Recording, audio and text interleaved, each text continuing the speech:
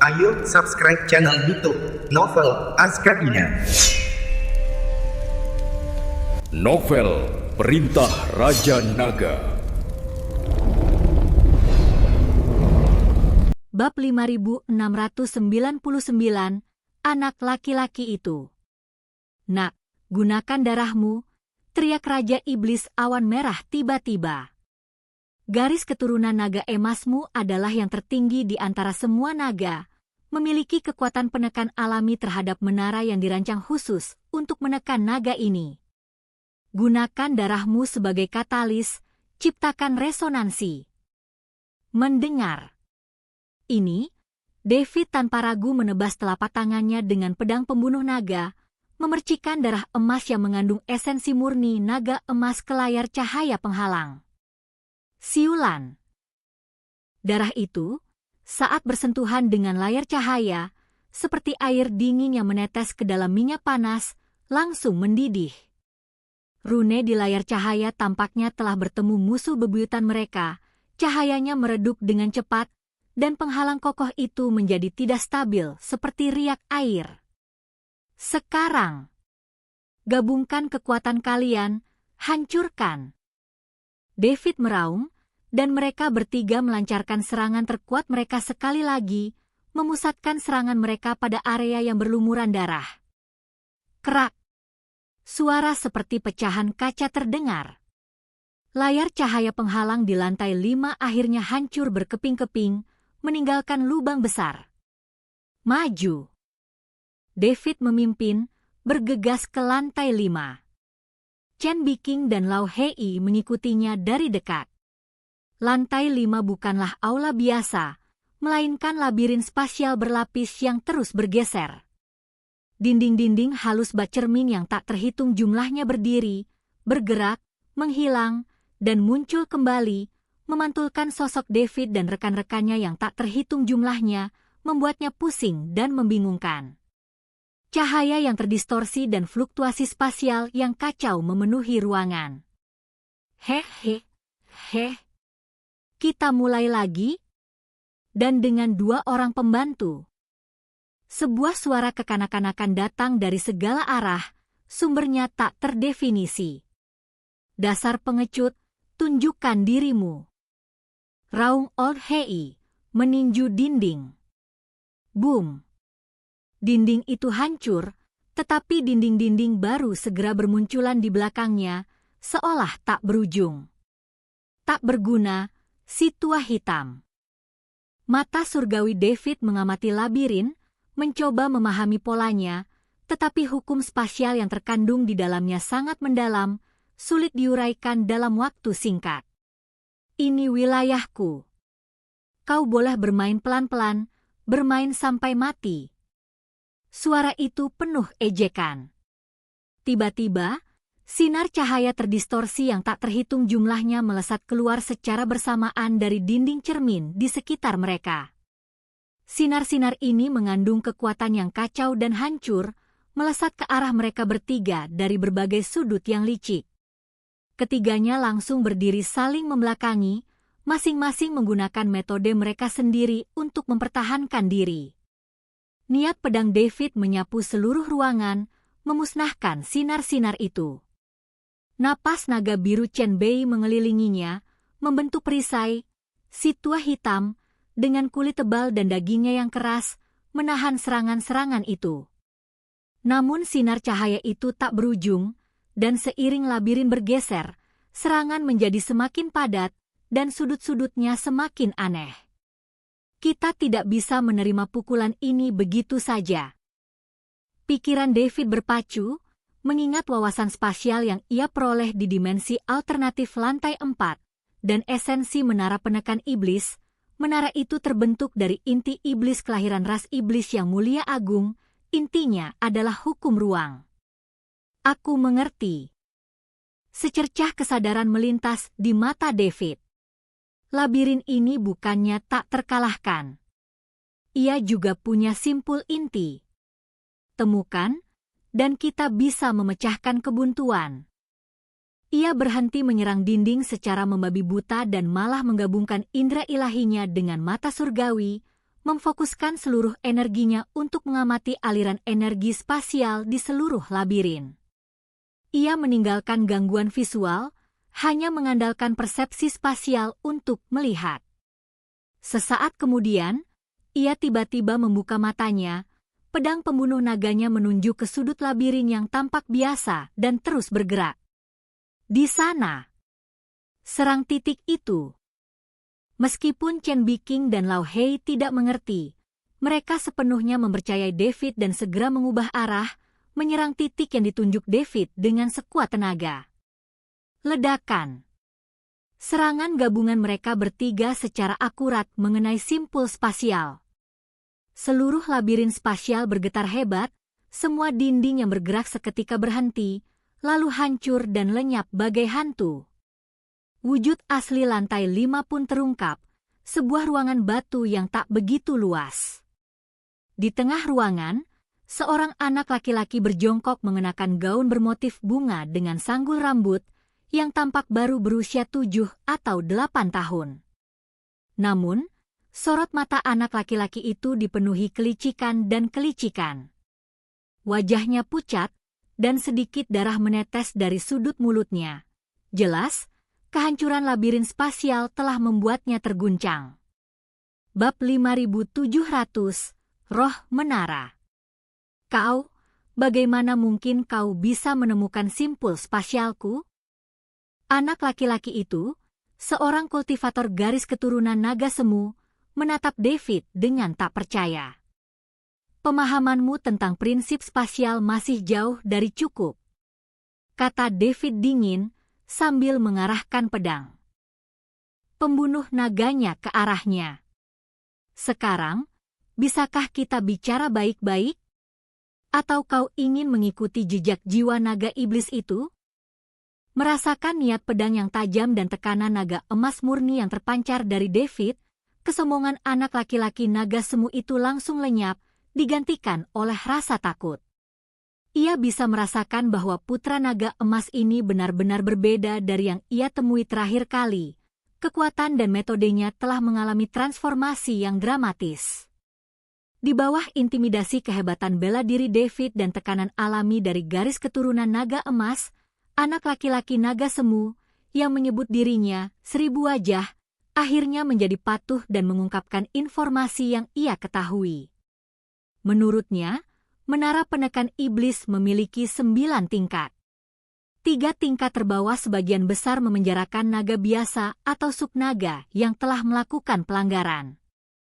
3 tingkat tengah memenjarakan naga dengan kekuatan lebih besar atau garis keturunan khusus, serta naga semu seperti dirinya yang ahli dalam transformasi dan penyamaran.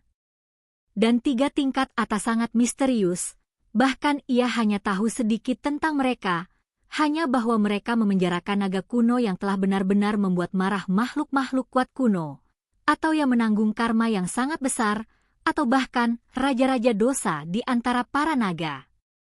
Penguatan tiba-tiba dari batasan di dalam menara dan serangan mereka terhadap individu-individu yang dipenjara kemungkinan besar berasal dari 3 tingkat atas, di mana suatu makhluk kuno membangkitkan sebagian kesadarannya dan mengatur segalanya. Tujuannya tampaknya untuk menyerap kekuatan semua naga yang dipenjara untuk menembus segel terakhir. Menembus segel. David mengerutkan kening. Apa yang akan terjadi jika segelnya tembus? Entahlah. Qian Mian menggelengkan kepala, sedikit ketakutan terpancar di matanya. Tapi ini jelas bencana.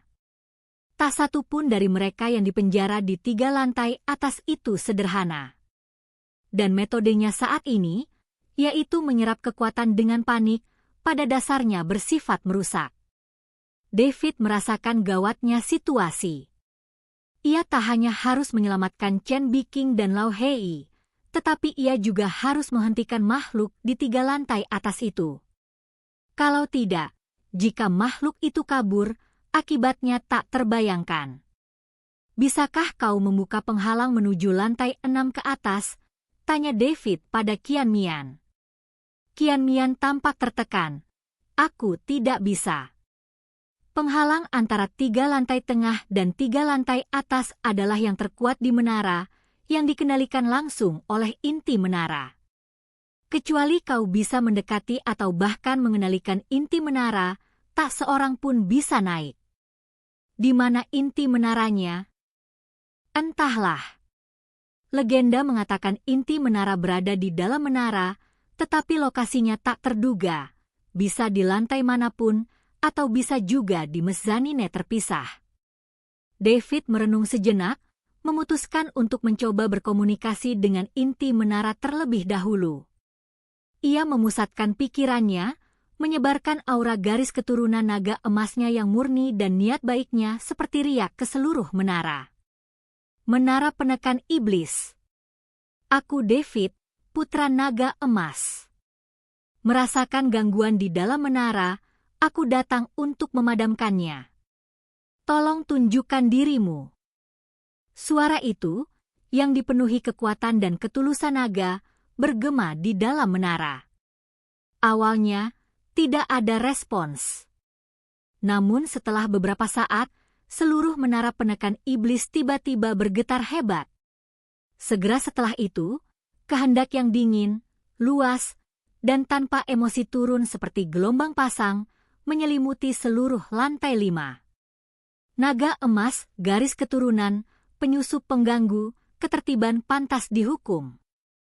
Kehendak ini terputus-putus, dipenuhi kekacauan dan kekerasan, tetapi kekuatan yang terkandung di dalamnya sangat mengerikan, jauh melampaui lawan manapun yang pernah dihadapi David sebelumnya.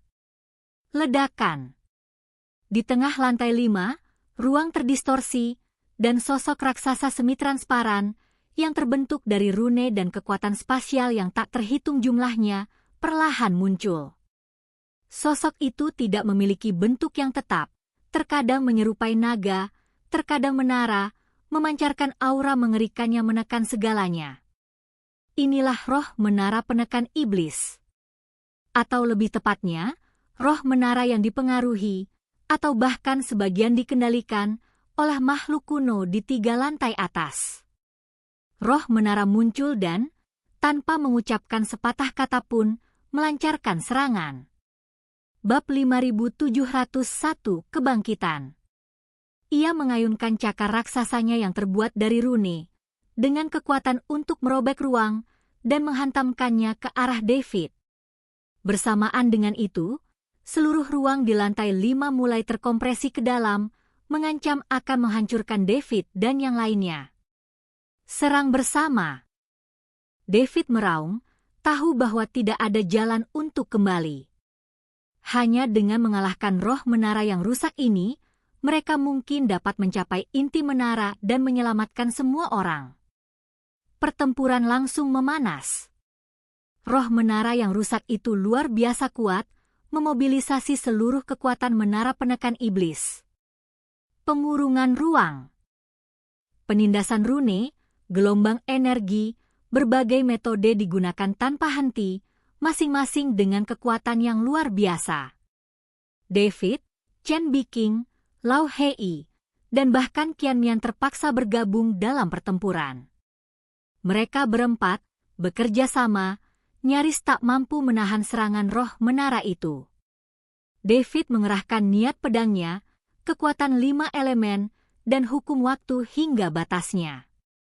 Setiap ayunan pedang pembunuh naga meninggalkan luka pada roh menara, tetapi roh menara, yang terdiri dari energi dan rune, pulih dengan sangat cepat. Hei tua, dengan fisiknya yang tangguh, berdiri di depan, menyerap sebagian besar serangan langsung. Sisiknya terlepas, dan ia berlumuran darah, namun ia tidak mundur sedikitpun. Kekuatan naga biru milik Chen Biking sangat unggul dalam hal pengendalian dan pemurnian, terus-menerus mengganggu aliran energi roh menara dan memperlambat serangannya. Di sisi lain, 1000 wajah menggunakan kemampuan transformasi naga semu, terkadang menjadi perisai yang kokoh, terkadang melancarkan serangan tipuan untuk menahan roh menara. Namun, kekuatan roh menara tampak tak habis-habisnya, dan keempatnya perlahan-lahan merasa kewalahan, terpaksa mundur selangkah demi selangkah. David juga menderita beberapa luka, pakaiannya berlumuran darah merah. Tidak. Jika ini terus berlanjut, kita semua akan mati di sini. Old Hay meraung, menyemburkan darah. Tatapan David tajam. Ia tahu ia harus mengambil risiko. Ia teringat kata-kata Shenxian tentang asal-usul menara penekan iblis. Menara ini terbentuk dari inti iblis yang terikat kehidupan dari iblis besar. Dan ras naga, dalam arti tertentu, juga termasuk ras iblis, bahkan menjadi keluarga kerajaan di antara para iblis. Garis keturunan naga emasnya sendiri adalah darah kerajaan paling mulia dari ras naga. Mungkin, aku bisa menggunakan esensi garis keturunanku untuk berkomunikasi secara paksa dengan inti asli menara dan menekan roh menara yang rusak ini.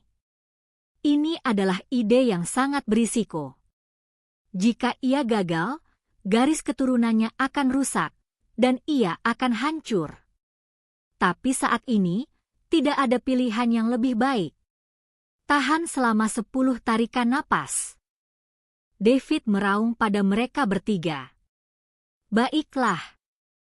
Chen Biking, Old Hei, dan Qian Mian sama sekali tidak ragu, mengerahkan seluruh potensi mereka, mengikat erat roh menara, mengulur waktu untuk David. David tiba-tiba menancapkan pedang pembunuh naga ke tanah, membentuk segel tangan, dan menyemburkan setetes darah esensi naga emas paling murni, berkilauan dengan cahaya 9 warna. Saat setetes darah esensi ini muncul, seluruh aura naga di dalam menara bergejolak. Ia menyelimuti darah esensi itu dengan indera ilahinya, mengubahnya menjadi rune garis keturunan yang dipenuhi keagungan seorang kaisar naga dan esensi kehidupan yang tak terbatas, melantunkan bahasa naga kuno. Dengan darah kekaisaranku sebagai pemandu, aku memanggil roh primordialmu. Menara penekan iblis, kau adalah instrumen yang melindungi ras naga. Bagaimana mungkin kau membiarkan pikiran jahat mencemarimu? Bangunlah sekarang. Rune garis keturunan itu melesat ke arah dahi roh menara seperti meteor, inti dari kehendak menara. Roh menara yang terkorupsi itu tampaknya merasakan ancaman yang luar biasa, mengeluarkan raungan ketakutan, mati-matian berusaha menghalanginya, tetapi ditahan oleh Chen Biking dan 2 lainnya. Puff! Rune garis keturunan itu berhasil memasuki dahi roh menara. Boom! Seluruh menara penekan iblis memancarkan cahaya cemerlang yang tak tertandingi.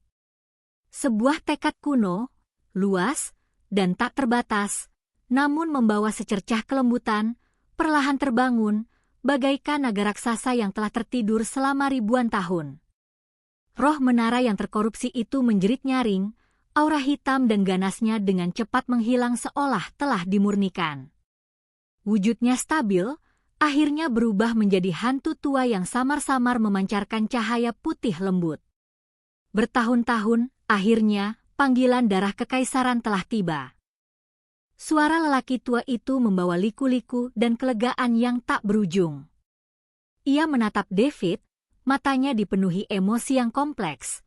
Nak, terima kasih, telah membangkitkan lelaki tua ini. Inilah roh primal sejati dari menara penekan iblis. Bab 5702, Penaklukan. Senior. David menghela napas lega, tubuhnya bergoyang dan hampir pingsan, memaksa keluar esensi vitalnya, membuatnya sangat lemah.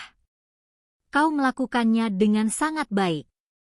Sosok ilusi roh menara melambaikan tangannya, dan kekuatan hidup yang tak tertandingi mengalir ke dalam tubuh David, dengan cepat menyembuhkan luka-lukanya dan menguras energinya.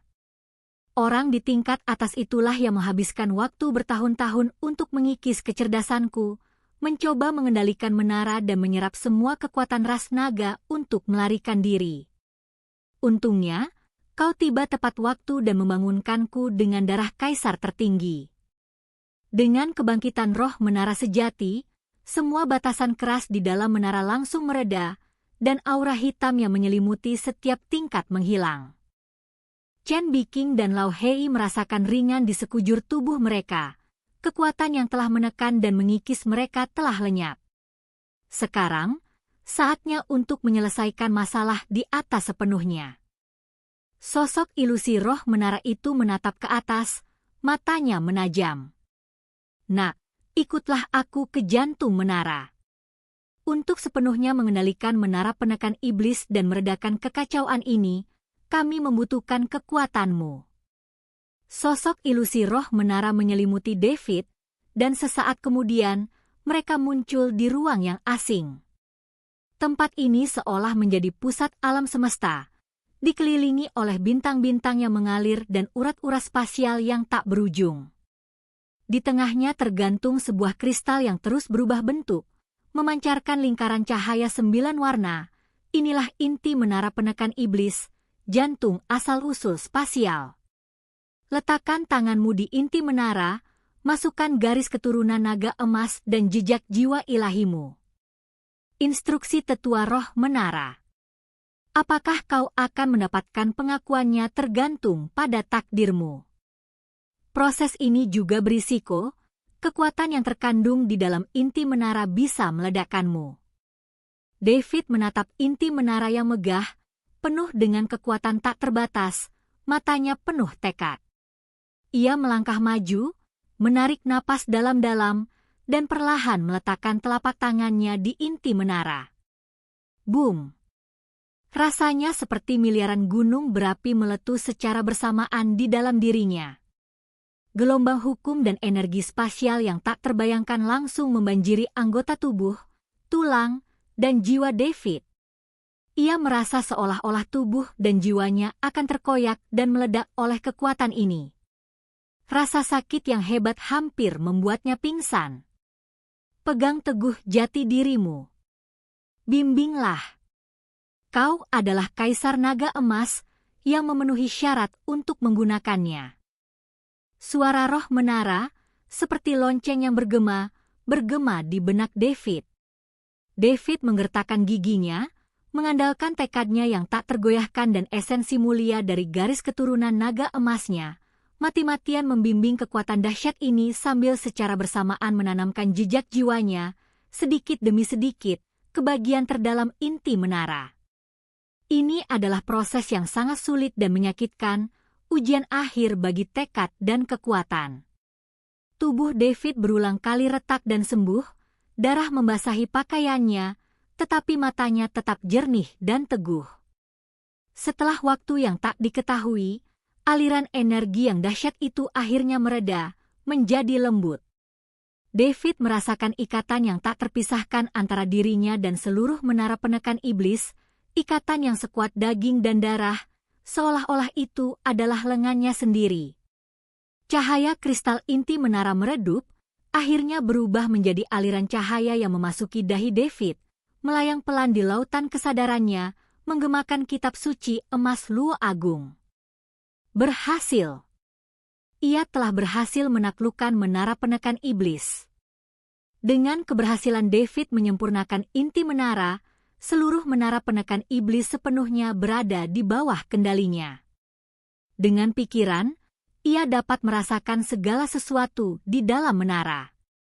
Ia melihat tingkat ke-7, tempat seekor naga kuno raksasa yang tertidur di penjara.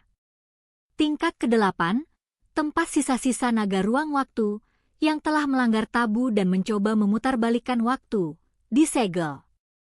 Dan di tingkat ke-9, ia melihat sumber kekacauan ini, seekor naga raksasa bersisik emas gelap, matanya bagaikan pusaran merah darah, memancarkan kebencian tak terbatas dan tekad yang merusak. Ia dikenal sebagai pemangsa naga, Raja Naga berdosa dalam sejarah ras naga yang meningkatkan kekuatannya dengan melahap rasnya sendiri. Saat itu, ia dengan panik menyerang segel terakhir dan merasakan perubahan kepemilikan inti menara, ia meraung penuh kebencian dan amarah.